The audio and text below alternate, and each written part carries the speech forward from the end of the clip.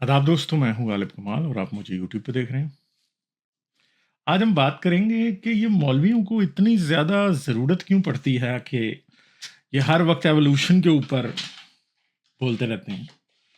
हालांकि पाकिस्तान में ना एवोल्यूशन पढ़ाई जाती है, ठीक है, ना कोई इसकी बात करता है, ना टीवी पे, ना कहीं भी कोई बात चलती है, फिर भी ये लोग इतने खौफजदा क्यों हैं? और ये बात याद रखिएगा कि इस बात का आप इनकार कर सकते हैं कि ये नहीं है, मगर ये हैं। और इनको इतनी ज़्यादा एवोल्यूशन के खिलाफ बात करने की ज़रूरत क्यों पड़ती है? ये एक बहुत बड़ा सवाल है और इसके सारे जवाब मैं आपको दूंगा इस वीडियो के अंदर। इसलिए अभी से इस वीडियो को लाइक कर लें, चैनल को सब्सक्राइब करें, ऑल नोटिफिकेशंस ऑन कर लें ताकि आने वाली और भी इस तरह की वीडियोस आपको मिलती रहें। तो मैं आए दिन देखता हूँ सोशल मीडिया पे कि कोई ना कोई मौलवी, कोई ना कोई ऐसा बंदा जो कि इस्लाम की तबलीग करता है, उनका काम ये बना हुआ है पाकिस्तान में कि वो एवोल्यूशन का इनकार करें और एवोल्यूशन के ख़िलाफ़ लोगों को के साथ बातें करें। ठीक है?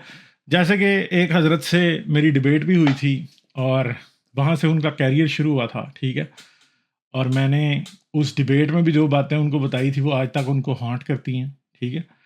और आप अच्छे तरीके से जानते हैं कि वो हज़रत किस तरह की बातें करते हैं और उन जैसे कई और पैदा हो गए हैं, जो कि इस तरह की बातें करते हुए आपको दिखाई देते हैं। मगर इनको इतनी करने की ज़रूरत क्या है? देखिए, पाकिस्तान में 10वीं की बायोलॉजी की किताब में एक छोटी-सी बात एवोल्यूशन के बारे में पढ़ा दी जाती है बस। और उससे पहले बिस्मिल्लाहिर्रहमानिर्रहीम लिखा होता है और उसके बाद उससे पहले टीचर को लाज़िम होता है कि वो आपको बताए कि यार इसको बस पढ़ लेना है, क्योंकि ये सारी दुनिया में पढ़ाई जाती है और इसके बाद बात नहीं करनी। और पीछे तो ऐसा भी हुआ था कि मेरे ख्याल है केपी टेक्स्ट बुक बोर्ड ने एवोल्यूशन का चैप्टर बायोलॉजी की 10वीं की किताब से निकाल दिया था इमरान खान के दौर में। ठीक है? तो इस तरह की बातें बारहा हमने देखी हैं और हमेशा होती रहती हैं। तो फिर भी इतना एवोल्यूशन से खौफ क्यों है? और फिर हर तरह का झूठ, हर तरह की बात, ऐसी नॉनसेंस बात अपनी वीडियोज़ में, अपनी बातों में आपको कहते दिखाई देंगे, जिनका दूर-दूर तक ना तो साइंस से कोई ताल्लुक है और ना वो साइंस हैं। आपको हमेशा सबसे पहले ये कहा जाएगा कि एवोल्यूशन के पास कोई सबूत नहीं है। एवोल्यूशन के पास दुनिया में पाए जाने वाले किसी भी साइंसी नज़रिए से ज़्यादा सबूत मौजूद हैं। एवोल्यूशन का सबसे बड़ा सबूत ये है कि एवोल्यूशन कि ये ज़मीन 4.6 अरब साल पुरानी है और जब ये बनी थी इस पे ज़िंदगी नहीं थी। और फिर over the course of billions of years इस पे सिर्फ माइक्रो ऑर्गेनिजम्स मौजूद थे। मैं खुद जियोलॉजी के शोबे से ताल्लुक़ रखता हूँ और आपको ये अच्छे तरीके से बावर करा सकता हूँ कि आपको पिछले 3 अरब साल पुराने पत्थरों में भी ज़िंदगी के आसार मिलते हुए दिखाई देते हैं, जो कि साइंस मान चुकी है आज। ठीक है? इसके अलावा करोड़ों हा साल से तकरीबन साढ़े 5 साढ़े मतलब 50 करोड़ साल से 550 मिलियन ईयर साल से आपको ज़िंदगी के ऐसे आसार ज़मीन पे मिलते नज़र आ रहे हैं, जो कि कंटिन्यूअस हैं, जो कि जानदार मौजूद थे ज़मीन पे और हम मौजूद नहीं थे। हम जैसे जानदार मौजूद नहीं थे और उस 5 अरब 5 55 करोड़ साल से लेके आज तक ज़िंदगी आपको बदलती हुई पत्थरों में दिखाई देती है। पत्थर तो झूठ नहीं बोलते ना यार। कुरान झूठ बोल सकता है, हदीस झूठ बोल सकती है, इंसान झूठ बोल सकता है, बाइबल झूठ बोल सकती है, डार्विन झूठ बोल सकता है, पत्थर नहीं झूठ बोल सकते। पत्थरों की ज़ुबान नहीं होती ना यार। पत्थर कैसे झूठ बोलेगा? पत्थर में जब एक सामने मेरे फॉसिल मुझे नज़र आएगा और मुझे एक प्री कैम्ब्रियम में एक फॉसिल नज़र आएगा और पेलियोज़ोइक में मुझे उसकी एक बदली हुई फॉर्म दिखाई देगी उसी की, और उससे आगे जब मैं आऊँगा चलते-चलते तो मुझे होलोसीन और ओलिगोसीन और बाकी सब के अंदर जब मुझे और उसकी बदली हुई शक्लें नज़र आएँगी और मुझे नज़र आएगा कि जो जो कैम्ब्रियन में पाए जा रहे थे, जो ऑर्डोविशियन में, जो हमारे पास जुरासिक में जो चीज़ें पाई जा रही थी, वो आज क्यों नहीं पाई जा रही? जो 1 करोड़ साल पहले के पत्थरों में था, वो 10 लाख साल पहले के पत्थरों में क्यों नहीं था? हाँ, उससे मिलते-जुलते ज़रूर थे, मगर वो नहीं था। तो क्यों नहीं था? इस सवाल का कोई तो जवाब होगा ना कि क्यों नहीं था? तो इसका जवाब यही है कि ज़िंदगी एक पैदाइश से दूसरी पैदाइश तक अपनी शक्ल बदलती है। यही एक हकीकत है। आप अपने बाप के और अपनी माँ की शक्ल के नहीं हैं, ठीक है? आप उनसे मिलते-जुलते ज़रूर हैं मगर मुख्तलिफ भी हैं। और हर गुज़रती जनरेशन के साथ ये इख्तिलाफ़ बढ़ता चले जाता है। फिर बहुत से लोग ऐसे हैं, अब एक सिंपल बात है कि मज़हब को या मुल्लों को इनसे मसला क्यों है? ये मत समझिएगा कि साहिल अदीम, ये कैसर राजा, ये जो और इधर-उधर फिर रहे हैं साइंसदान हैं, ये मौलवी हैं यार। ये सारे गामदी भी मौलवी हैं, इंजीनियर भी मौलवी हैं। ये चाहे ये सिक्का बंद मदरसों से पढ़े हुए दरस निज़ामी किए हुए मौलवी नहीं है, ये मुल्ले ही हैं। ये मुल्ले-टुल्ले ही हैं सारे। इनमें कोई, आप ये मत समझें कि ये कोई साइंसदान है। ये कोई साइंसदान नहीं है। हर दूसरा बंदा जिसको साइंस का कोई पता भी नहीं है, ठीक है? कैसर राजा अपने आप को बायोलॉजिस्ट कहता है लोगों के सामने, और जब लोग इसे कहते हैं कि आप बायोलॉजिस्ट हैं, ये उन्हें करेक्ट नहीं करता। आप कभी परवेज़ हूद भाई अगर बैठे होंगे कहीं, जिनको एवोल्यूशन का इससे 1000 गुना ज़्यादा पता होगा। आप कभी कोई एक्सपेरिमेंट करके देख ले कि एक बार उन्हें कहना कि जी आप तो बायोलॉजिस्ट हैं, यकीन कीजिएगा within the next 5 seconds he is going to correct you. ठीक है? क्यों? क्योंकि साइंस में कोई बात, साइंस जो है एक इल्म है, दुनिया का सबसे अजीम इल्म साइंस है। इस जैसा इल्म दुनिया में ना कभी था पहले और ना कोई दूसरा होगा, क्योंकि असल इल्म है ही साइंस है। ये कोई मजहब शजब, कुरान हदीस, दरस निज़ामी, फ़िका, ये कोई इल्म नहीं है। फ़लसफ़ा कोई इल्म नहीं है, ठीक है? साइंस असल इल्म है। वो इल्म है जिसने आपकी और मेरी तकदीर बदल दी है।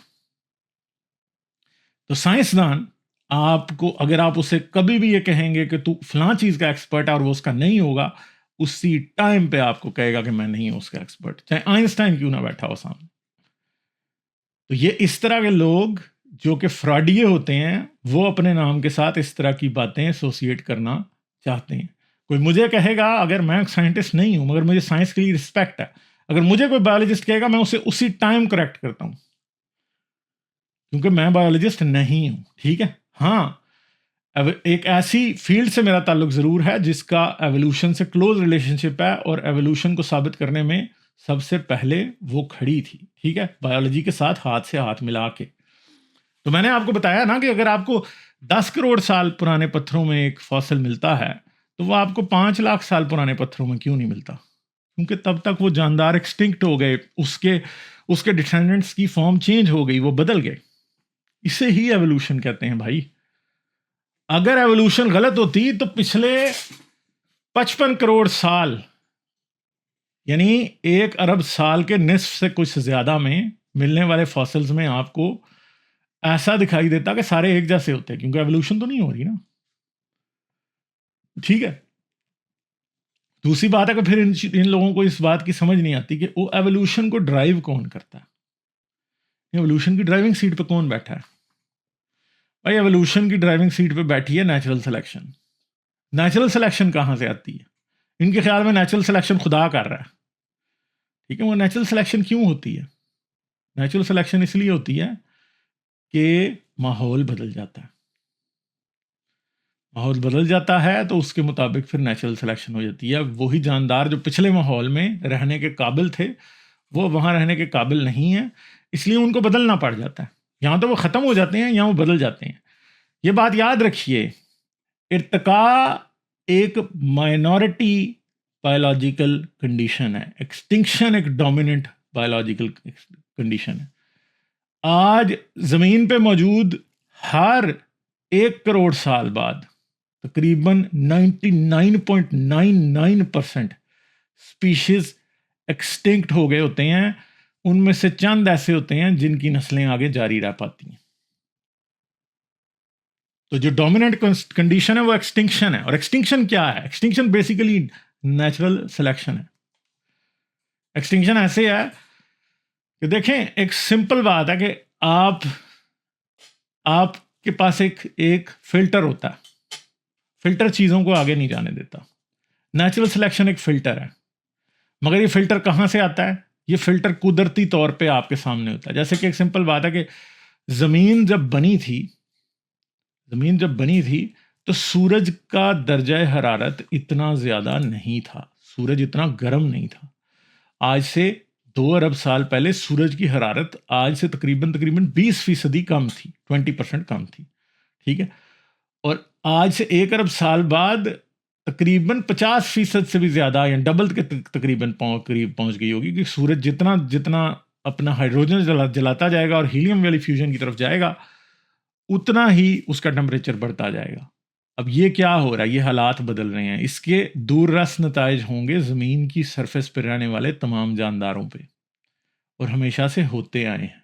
जैसे कि एक सिंपल बात है कि नेचुरल सिलेक्शन कैसे हुई? एक सिंपल बात है कि एक ऊपर से आज से 5 करोड़ और 50 लाख साल पहले, 55 मिलियन ईयर्स पहले, एक शहाबिया आ गया था और वो ज़मीन से आ टकराया। वो इतना बड़ा था, वो माउंट एवरेस्ट के साइज़ का था, और वो गोली से कोई 20 गुना ज़्यादा स्पीड से, साउंड की स्पीड से तकरीबन, गोली तो मैं वैसे कह गया हूँ, साउंड की स्पीड से तकरीबन 20 गुना ज़्यादा, यानी मार्क 20 के ऊपर माउंट एवरेस्ट जितना बड़ा पत्थर जब आके ज़मीन पर लगा, उसने क्या किया? उसने तो तबाही मचा दी हर तरफ, ठीक है? सुनामी आ गए। जब वो गिरा ज़मीन के ऊपर तो उसने इतनी बड़ी प्रेशर वेव क्रिएट की कि जितने भी वोल्केनोज थे ज़मीन के ऊपर, वो सारे फट गए, यकदम फट गए। उसके बाद उसने इतनी डस्ट को जो है वो ऊपर की तरफ उठाया, इतना ज़्यादा डस्ट, यानी जाहिर बात है कि जब ज़मीन पे आके पत्थर लगेगा और ज़मीन का अपर क्रस्ट सारा फ्रैक्चर होगा, तो उसके बड़े बड़े टुकड़े उठ के ऊपर जाएंगे, डस्ट होगी, सब कुछ होगा। और जब ऐसा हुआ तो ज़मीन की एनवायरनमेंट यकसर बदल गई। जाहिर बात है कि जानदार जो हैं उनकी लिमिटेशंस हैं।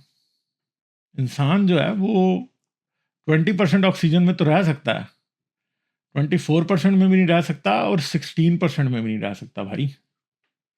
आप और हम मर जाएंगे।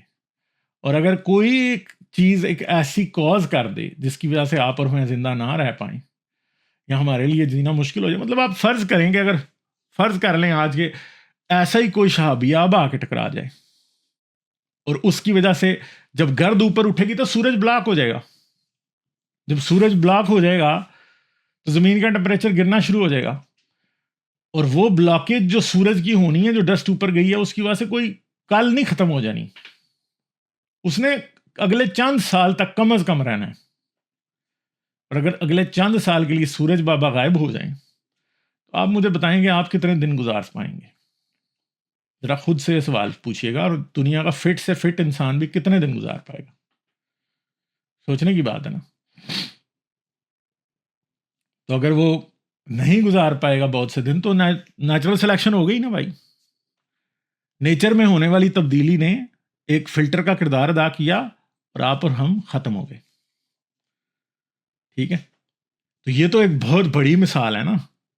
इसके साथ साथ छोटी छोटी और बहुत सी मिसालें होती हैं। कई बार एक जानदार होता है, मतलब दुनिया में ऐसी चीज़ें पाई जाती हैं, ऐसे चीज दरख्त पाए जाते हैं, ऐसे पौधे पाए जाते हैं जिनको एक ख़ास कंडीशन चेंज हो जाए तो वो नहीं हो सकते, ज़िंदा नहीं रह सकते। मिसाल के तौर पे एक सिंपल सी बात है कि बहुत लंबे लंबे फूल होते हैं जिनका पोलन बिल्कुल, मतलब अंदर उनकी उनकी ओवरीज होती हैं, और हमिंग बर्ड जो है जिसकी बहुत लंबी चोंच होती है, अगर वो उसका नेक्टर ना खाए तो वो पॉलिनेट ही नहीं हो सकता, वो जिंदा ही नहीं रह सकता। फर्ज करें अगर हमिंग बर्ड खत्म हो जाएगा किसी भी वजह से तो वो खत्म हो जाएंगे, एक्सटिंक्ट हो जाएंगे। इसी तरह ऐसा होता है कि कई बार कोई परिंदा होता है, वो सिर्फ एक खास किस्म के दरख्त पे जिंदा रहता है भाई। परिंदे होते हैं खास किस्म का नट खाते हैं, बस खत्म हो जाते हैं। जैसे वो दरख्त खत्म होता है, साथ उनका हैबिटेट लॉस हो जाता है, साथ ही वो खत्म हो जाते हैं। वो इंसान कर रहा है या किसी भी वजह से हो रहा है, वो खत्म हो जाते हैं।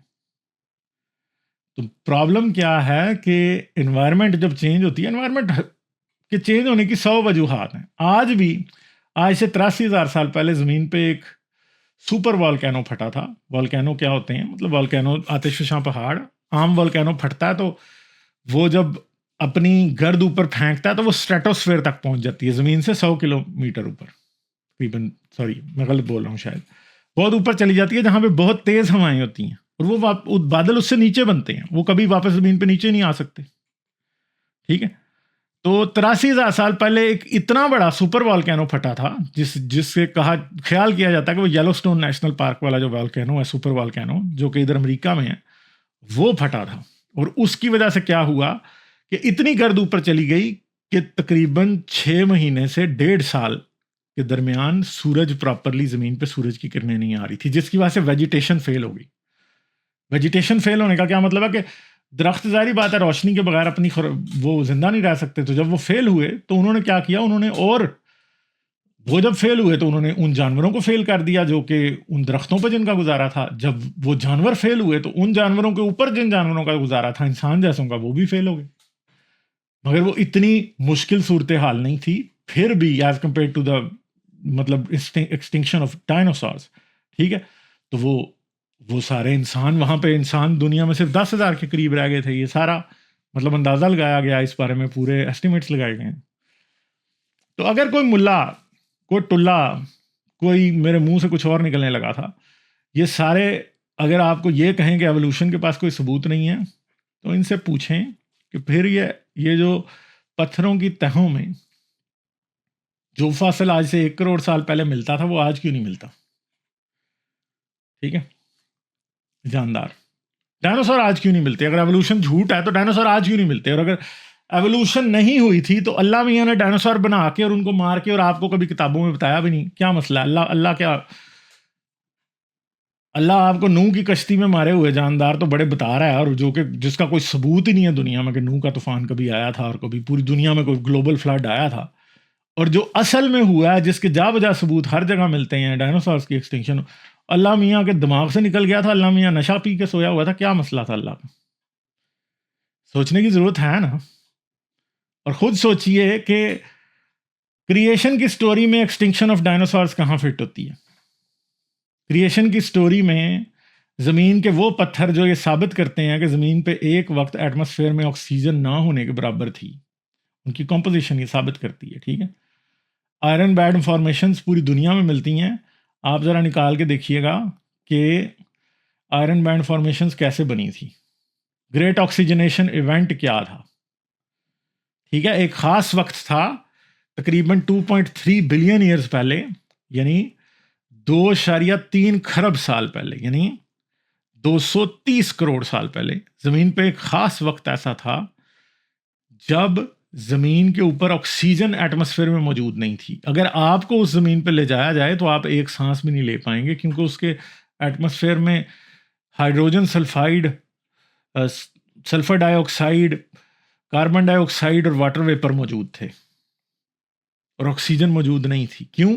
क्योंकि साइनोबैक्टीरिया, जो कि एक ख़ास किस्म का माइक्रो ऑर्गेनिज्म है, जो कि ज़मीन के ऊपर फोटोसिंथेसिस के ज़रिए सबसे पहला जानदार था जिसने ऑक्सीजन पैदा करनी शुरू की थी, वो इवॉल्व नहीं हुआ था।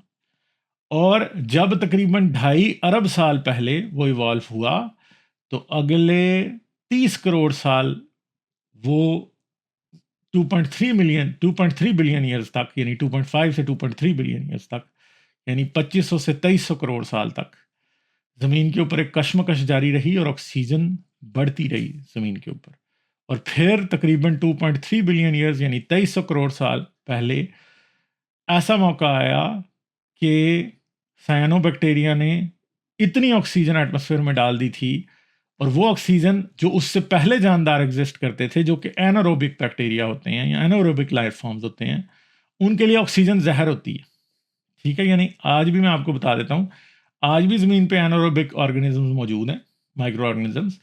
जब कहीं पे ऑक्सीजन नहीं होती तो वो फलते फूलते हैं। अगर उसी एनवायरनमेंट में आप ऑक्सीजन दाखिल कर दें तो वो मरना शुरू हो जाते हैं उसी टाइम, और वो मर जाते हैं।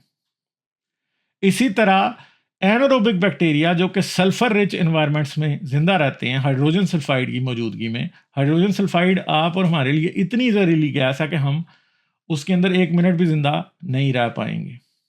ठीक है, बहुत छोटी सी मिकदार में 100 पार्ट्स पर मिलियन ही अगर हाइड्रोजन सल्फाइड एनवायरनमेंट में मौजूद हो तो आप बेहोश होकर गिर जाएंगे थोड़ी देर में। आप 5-7 मिनट में बेहोश होकर नीचे गिर जाएंगे।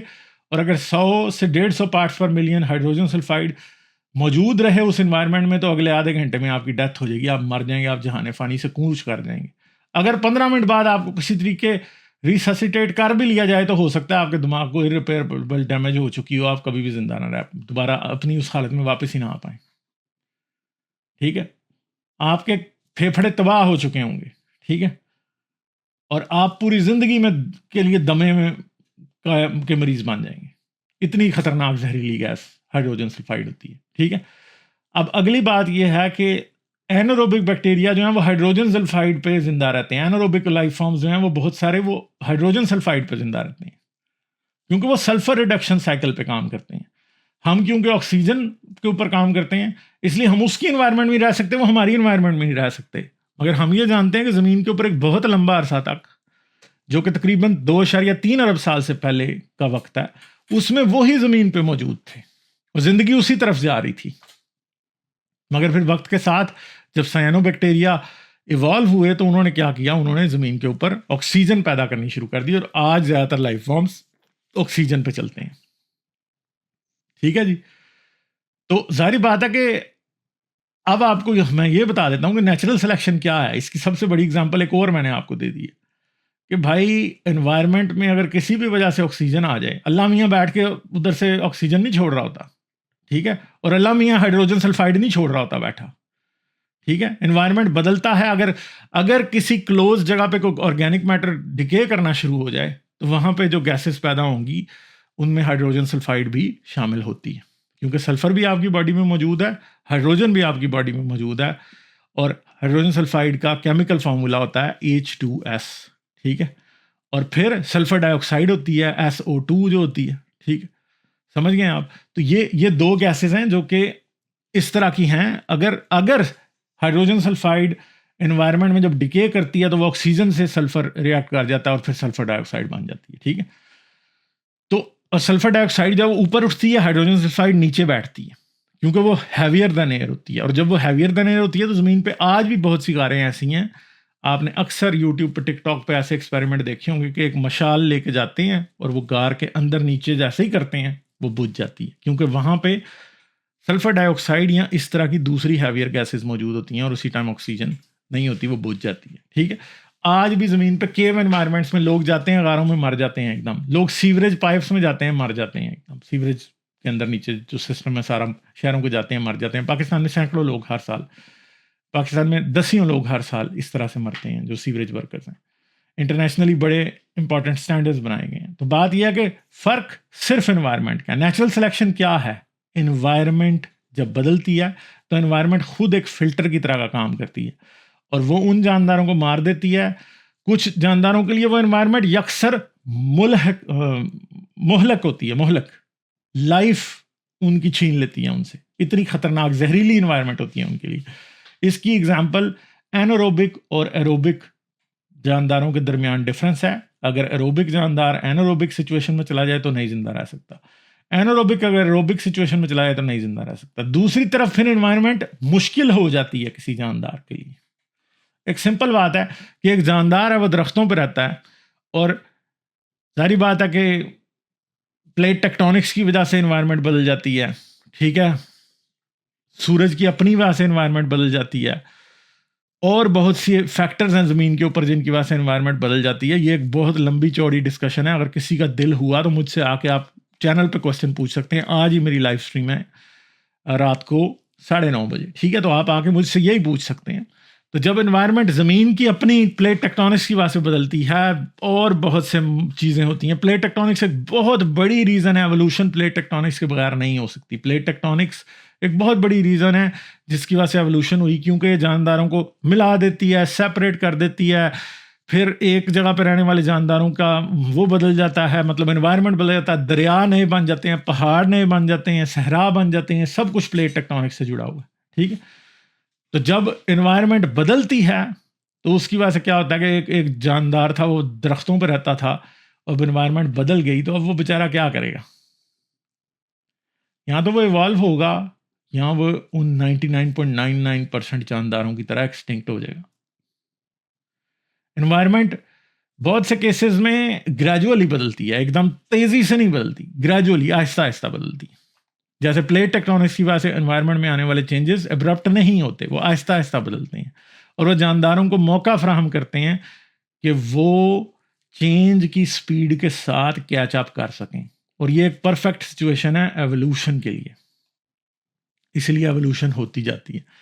आज आपका और हमारा हिंदुस्तान और पाकिस्तान आज से 100 मिलियन साल पहले वो ऑस्ट्रेलिया के साथ लगा हुआ था। कराक्रम, हिंदूकश, सलमान माउंटेन्स जो पाकिस्तान में पाई जाने वाली, खेड़ा सॉल्ट माउंट के जो सॉल्ट रेंज है वो सारी, वो पठवार माउंटेन्स, ये सारे पाए ही नहीं जाते थे क्योंकि हमारा तो जजीरा नुमा हिंदुस्तान था, वो नीचे सब कॉन्टिनेंट जो है वो समंदर में फिर रहा था। तो ऑस्ट्रेलिया से लेके यहाँ तक आने में एनवायरनमेंट बहुत बदली, कई बार सहरा बने, कई बार जंगल बने, बीच में रेन फॉरेस्ट भी रहा, ठीक है। और आखिरकार जब ये ऊपर आन टकराया तो अब हमारे नॉर्दर्न इंडिया में ठंडे इलाके कश्मीर, लद्दाख, गिलगित बल्तिस्तान जैसे, नेपाल जैसे भी मौजूद हैं क्योंकि कराक्रम माउंटेन रेंज बन गई, ठीक है। और वो एयर फ्लो को प्रॉपरली नहीं जाने देती और ऊपर से ठंडी हवाएं जो हैं वो माउंटेन्स की वजह से अफेक्ट करती हैं आपके क्लाइमेट को और आपके पास ये सारा सिस्टम बन जाता है। तो जब इतनी ज़्यादा बड़ी चेंज जिसके हमारे पास तमाम सबूत मौजूद हैं, जिसके हमारे पास तमाम सबूत मौजूद हैं कि वाकई प्लेट टेक्टोनिक्स मौजूद है, जितने आपके नाखून एक साल में बढ़ते हैं उतने हिमालय हर साल कराक्रम ऊंचे हो जाते हैं।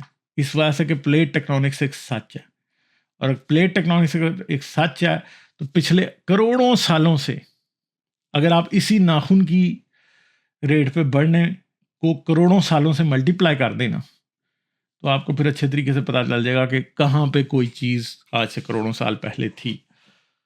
आपका यही पाकिस्तान करोड़ों साल पहले कहाँ था, यही पंजाब आपका कहाँ था करोड़ों साल पहले। तो जाहिर बात है कि जब वो इक्वेटर पे था तो एनवायरनमेंट कोई और थी, ठीक है।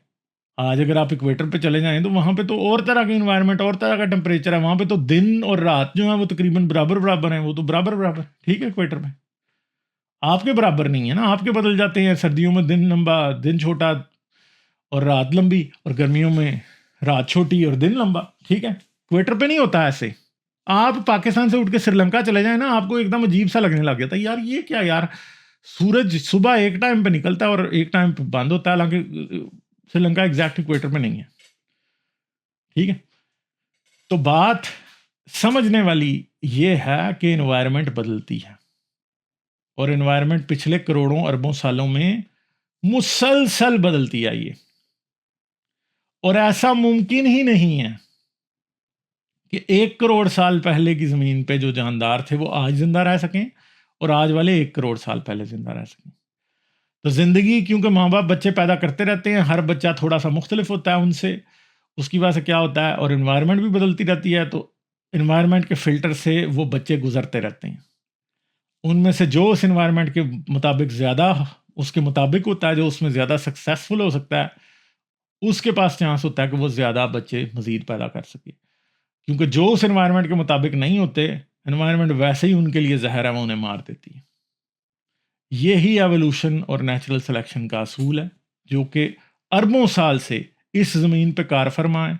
ये मौलवी जो ताज़ा ताज़ा किसी गंदे अंडे से निकले हैं, ये लोग आपसे 100 बार झूठ बोलेंगे, मगर सच यही है कि इर्तिका इस ज़मीन पे मौजूद सबसे बड़ी हकीकतों में से एक हकीकत है। ज़िंदगी और इर्तिका, ज़िंदगी इर्तिका की मरहून मिन्नत है। इर्तिका कोई सोचने वाली चीज़ नहीं है।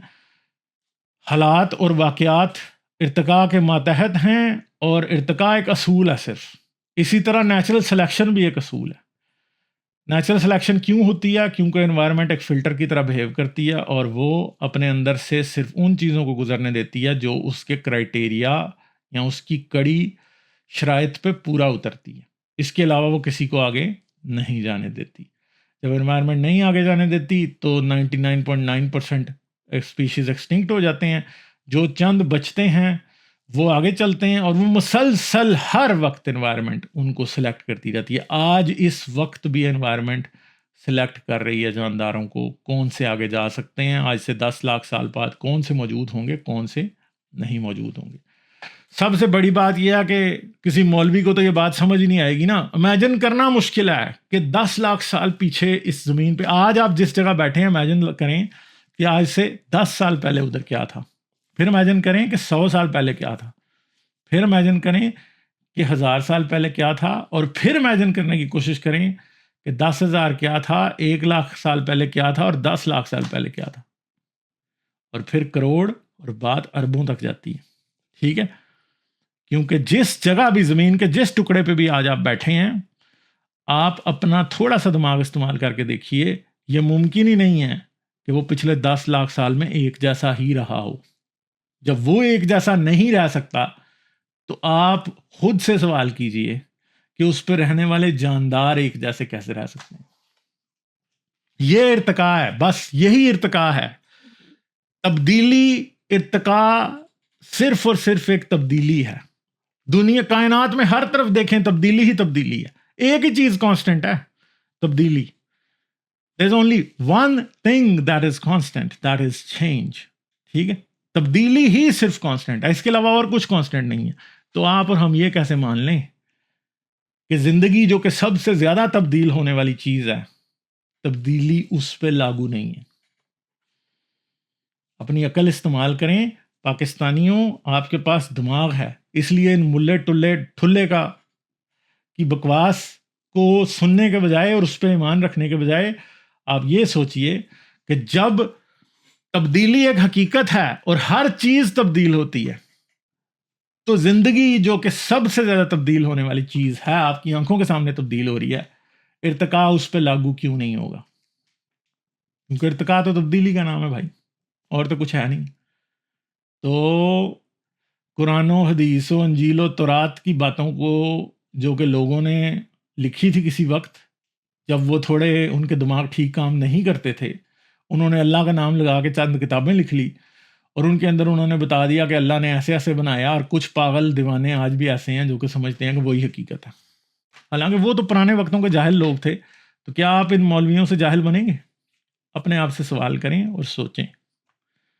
दिमाग के ऊपर ताला नहीं लगाना, दिमाग का ताला तोड़ें, दिमाग का ताला खोलें। चाबी आपकी सोच है, सोचें, सबूतों को तलाश करें। इर्तिका से ज़्यादा सबूत साइंस में किसी नज़रिए के पास नहीं है। और साइंसी नज़रिया जो है वो अल्लामा इकबाल का नज़रिया पाकिस्तान नहीं है कि जो बैठे बैठे कोई भी झूठ घाड़ लो तो वो चलता रहेगा। साइंसी नज़रिया, साइंसी थ्योरी जो होती है, वो साइंस में सबसे हाईएस्ट फॉर्म ऑफ नॉलेज को थ्योरी कहा जाता है। इस पे फिर किसी दिन बात कर लेंगे। उम्मीद है आपको ये वीडियो पसंद आई होगी। अपना बहुत सा ख्याल रखिएगा। जाने से पहले वीडियो को लाइक करें, चैनल को सब्सक्राइब करें, आप कमेंट भी कर सकते हैं। इसके साथ साथ आप लोग पेट्रियन पे भी इस चैनल को सपोर्ट कर सकते हैं। पेट्रियन का लिंक इस वीडियो की डिस्क्रिप्शन में है।